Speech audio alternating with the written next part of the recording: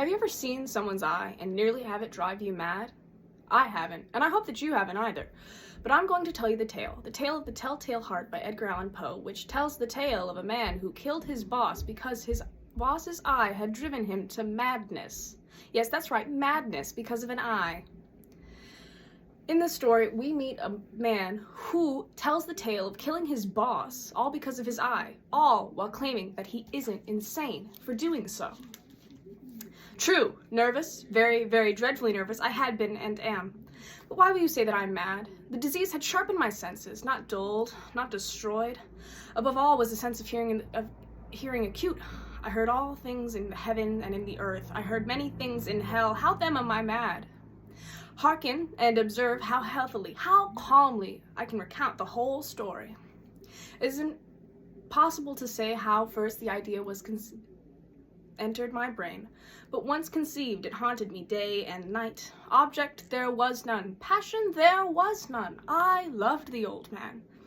For his gold I had no desire, and he had never wronged me. I think it was his eye. Yes, it was this. Pale blue with a film over it, and whenever it fell upon me, my blood ran cold, and so, by degree, very gradually, I made up my mind to take the life of the old man, and thus rid myself of the eye forever. Now, this is the point you fancy me mad. Madmen know nothing, but you should have seen me. You should have seen how wisely I proceeded, with what caution, with what foresight, with what dissimulation I went to work. I was never kinder to the old man than during the whole week before I killed him, and every night, about midnight, I turned the latch of his door and opened it oh so gently, and then, when I had room and opening sufficient for my head, I put in a dark lantern, closed, all closed, so that no light shone out, and then I thrust my head in. Oh, you would have laughed to see how cunningly I thrust it in. It moved slowly, very, very slowly, so that it might not disturb the old man's sleep. It took me an hour to place my whole head in so far the opening that I could see him as he lay upon his bed. Would a madman be so wise as this? And then, when my head was well in the room, I undid the lantern cautiously, oh, so cautiously, for the hinges creaked.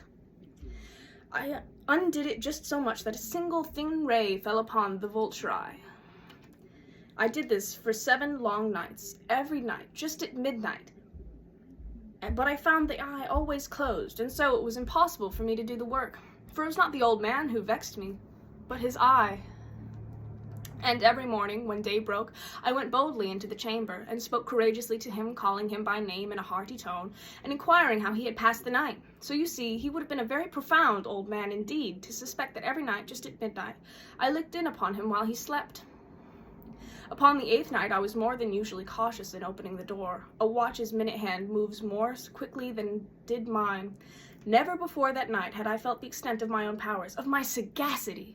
I could scarcely contain my feelings of triumph.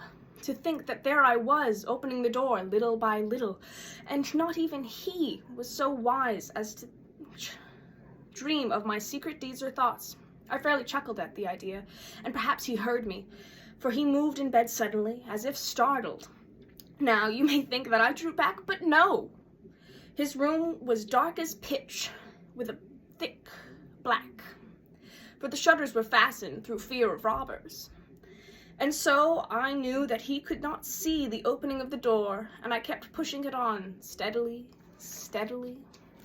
I had my head in, and when I was about to open the lantern, my thumb slipped upon the fastening, and the old man sprang up in bed, crying out, "Who's there?"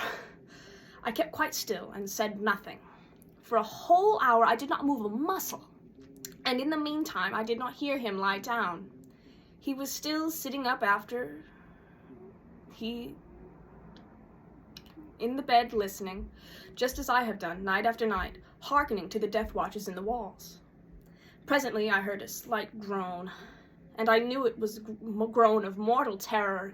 It was not a groan of pain or of grief. Oh no, a low, stifled sound that arises from the bottom of the soul when overcharged with awe.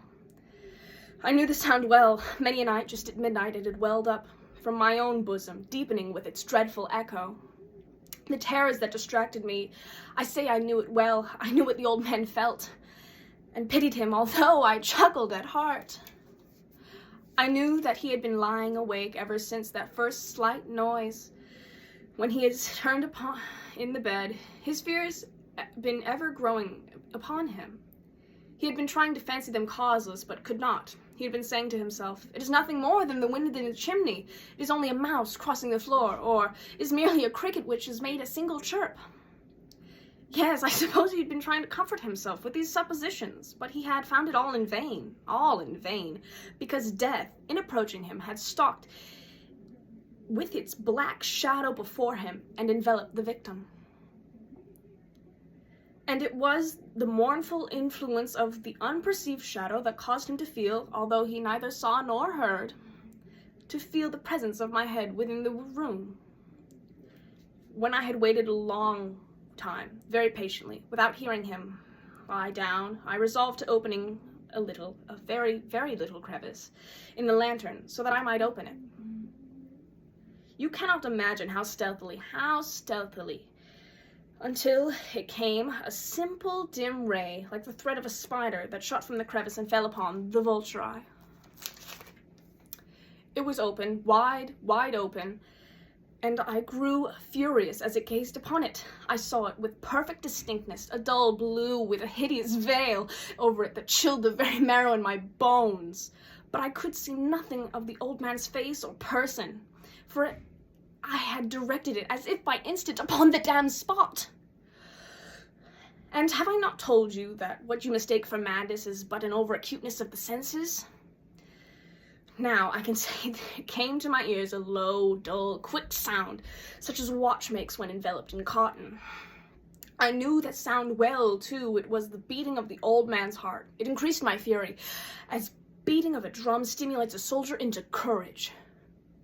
But even yet I refrained and kept still. I scarcely breathed. I held the lantern motionless and tried how steadily I could to maintain the ray upon the eye. Meantime, the hellish tattoo of his heart increased. It grew quicker and quicker and louder every instant. The old man's terror must have been extreme. It grew louder, I say louder, every moment. Do you mark me well? Have I told you that I am nervous? So I am. And now, at the dead hour of the night, amid the dreadful silence of the old house, so strange a noise as this excited me to uncontrollable terror. Yet, for some minutes I refrained and stood still, but the beating grew louder. I thought the heart might burst, and now a new anxiety seized me. The sound would be heard by the neighbors. The old man's hour had come. With a loud yell, I threw open the lantern and leapt onto the room. In an instant, I dragged him to the floor and the heavy bed over him. Then I smiled gaily to find the deed so far done, but for many minutes the heart beat on with a muffled sound. This, however, did not vex me. It would not be heard through the wall. At length it ceased. The old man was dead. I removed the bed and examined the corpse. Yes, he was stone dead. I placed my hand upon the heart and held it there for many minutes. There was no pulsation. He was stone dead. His eye would trouble me no more. Thank you.